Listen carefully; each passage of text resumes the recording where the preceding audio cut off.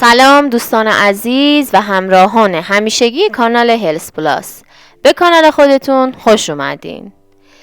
وقتی روزای سرد سال از راه میرسه و نسیم خنک پاییزی پوست صورتتون رو نوازش میده، حس لطافت هوا میتونه ما رو به دنیایی از آرامش و راحتی ببره. اما آیا تا به حال دقت کردید که همین باد خنک همزمان میتونه یه دنیای دیگه هم وارد بشه؟ دنیایی که شاید خیلی از ما نمیخوایم پا به اون بذاریم. دنیای سرماخوردگی و بیماری. لحظه رو تصور بکنید که از خواب بیدار میشین، حس میکنین که گلوتون خشک و خشن شده، از چشماتون اشک میاد و بینیتونم دیگه سرماخوردگی شاخ و دم نداره. همه این نشونه ها به خوبی برای همتون آشناست. همه ما حداقل یک بار توی این فصل‌های سرد گرفتار سرماخوردگی میشیم.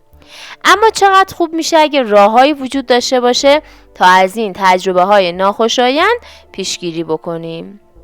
سرماخوردگی شاید خیلی به چشم نیاد، ولی برای خیلی ها مثل من و شما میتونه هفته هامون رو درگیر بکنه و هفته هایی از خستگی و بدن درد و اون عطسه هایی که تمومی ندارن رو برای ما برمقام بیاره.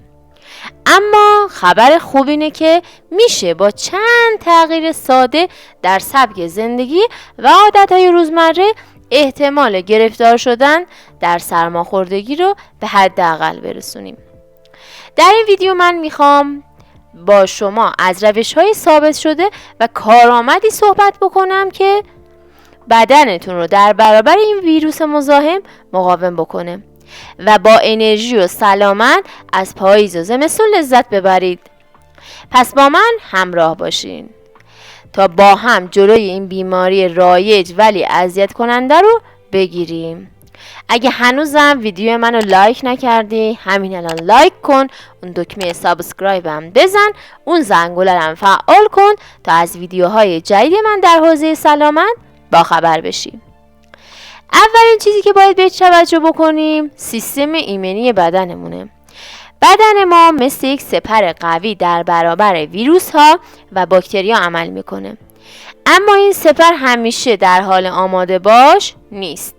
سیستم ایمنی ما نیاز داره تا با تغذیه مناسب، خواب کافی و استراحت تقویت بشه.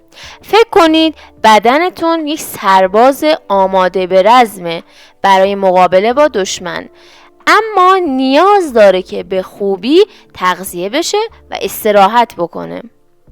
حالا بیاین کمی از این سرباز محافظ صحبت بکنیم. چطور میتونیم قدرتش رو بالا ببریم؟ اولین نکته تغذیه سالمه. غذاهای سرشار از ویتامین C مثل پرتقال و لیمو و کیوی و حتی فلفل دلمه قرمز به بدن شما کمک میکنه تا سطح ایمنی بالاتری داشته باشه. اما تنها ویتامین C نیست، ویتامین D هم نقش خیلی مهمی توی تقویت ایمنی داره. در روزهای سرد که نور خورشید کمتره ممکنه بدنمون به این ویتامین احتیاج بیشتری داشته باشه. پس مصرف مکمل‌ها یا مواد غذایی سرشار ویتامین D مثل ماهی‌های چرب، تخم مرغ و لبنیات رو هرگز فراموش نکنید. یکی از عوامل مهم و کلیدی خواب و استراحت کافی برای حفظ سلامتی در بدنه. بدن شما در طول شب زمان داره تا خودشو بازسازی بکنه و سلول‌های دفاعی جدید تولید بکنه. خواب کم باعث ضعیف شدن سیستم ایمنی و افزایش احتمال ابتلا به سرماخوردگی میشه. بنابراین مطمئن باشید که هر شب حداقل 7 تا 8 ساعت خواب کافی دارید. بعد از تغذیه و خواب، هیدرات نگه داشتن بدن یکی دیگه از عوامل مهمه. شاید توی فصلهای سرد کمتر حس تشنگی بکنید، اما اینو بدونید که بدن ما همیشه به آب نیاز داره. آب باعث میشه که سموم خطرناکی که در بدن وجود دارن دفع بشن و موجب حفظ رطوبت مخاطها میشه. این مخاطها مثل سد اولیه در برابر ویروس ها به بدن عمل میکنن پس هرگز آب خوردن رو فراموش نکنید، حتی تو روزهای سرد که هوا دمای پایین تری داره. حالا برسیم به ورزش و تحرک بدنی. بله، درست شنیدید، ورزش کردن نه تنها موجب تقویت بدن و ساخت عضله میشه، بلکه سیستم ایمنی شما رو هم قوی میکنه. حتی یه پیاده روی کوتاه و روزانه میتونه تاثیر فوق‌العاده‌ای روی سلامت شما داشته باشه. اما یادتون باشه ورزش بیش از حد و بدون استراحت کافی میتونه اثر معکوسی روی بدن داشته باشه و بدن شما رو خسته و ضعیف بکنه. در نهایت مراقبت از دستها شاید ساده ترین و در عین حال مؤثرترین راه برای جلوگیری از سرماخوردگی باشه، چون که ویروس ها و باکتری ها از طریق سطوح مختلف بدن میتونن به دستهای شما منتقل بشن و شما از طریق لمس کردن این ویروس ها و باکتری ها رو به چشم ها، بینی و یا دهانتون وارد میکنید.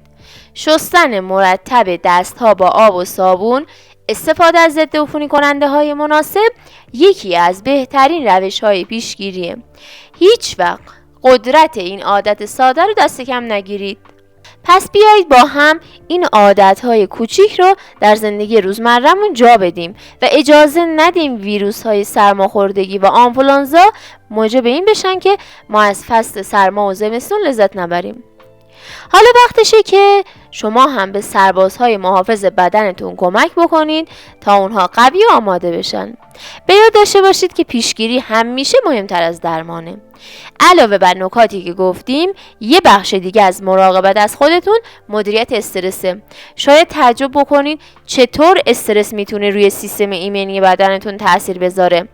اما واقعیت اینه که استرس مداوم و کنترل نشده به مرور زمان باعث ضعیف شدن سیستم ایمنی بدن شما میشه و بدن شما رو در برابر ویروس ها آسیب پذیرتر میکنه. وقتی ما تحت فشارهای روانی طولانی مدتی قرار میگیریم، سطح هورمون‌های استرس مثل کورتیزول توی بدن افزایش پیدا میکنه. این هورمون‌ها با اینکه در کوتاه مدت میتونن به ما کمک بکنن تا با چالش‌ها مقابله بکنیم، ولی در بلند مدت باعث میشن بدن ما ضعیف بشه و توانایی مقابله با بیماری‌ها رو از دست بده. اینجاست که از تکنیک های آرامش بخشی مثل مدیتیشن، یوگا، حتی نفس عمیق میتونیم استفاده بکنیم. شاید باور نکنید، اما چند دقیقه نفس عمیق در روز میتونه سطح استرس رو به طرز خیلی چشمگیری پایین بیاره و به بدن فرصت بده تا دوباره با قدرت بیشتر در برابر تهدیدهای بیرونی مقاومت بکنه. همچنین محیط زندگی ما هم نقش مهمی در جلوگیری از سرماخوردگی داره. وقتی هوا سرد میشه، ما تمایل داریم در فضای بسته و بدون تهویه مناسب بمونیم. این شرایط میتونه محیط عالی برای رشد و گسترش ویروس ها و باکتریا باشه. بنابراین حتما فضای خونه و محیط کارتون رو به طور مرتب تهویه بکنید. باز کردن پنجره ها برای چند دقیقه در طول روز و به جریان انداختن هوای تازه برای تنفس عمیق رو برای شما فراهم میکنه. در کنار همه این چیزها که خیلی شاید شما بیشتر توجه نکنید، مرطوب نگه داشتن هوای محیط هستش.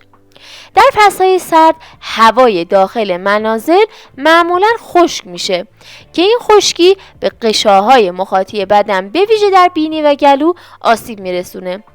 چون این غشاها نقش مهمی در جلوگیری از ورود ویروس ها دارن، وقتی خشک میشن ویروس ها راحت تر به بدن نفوذ پیدا میکنن.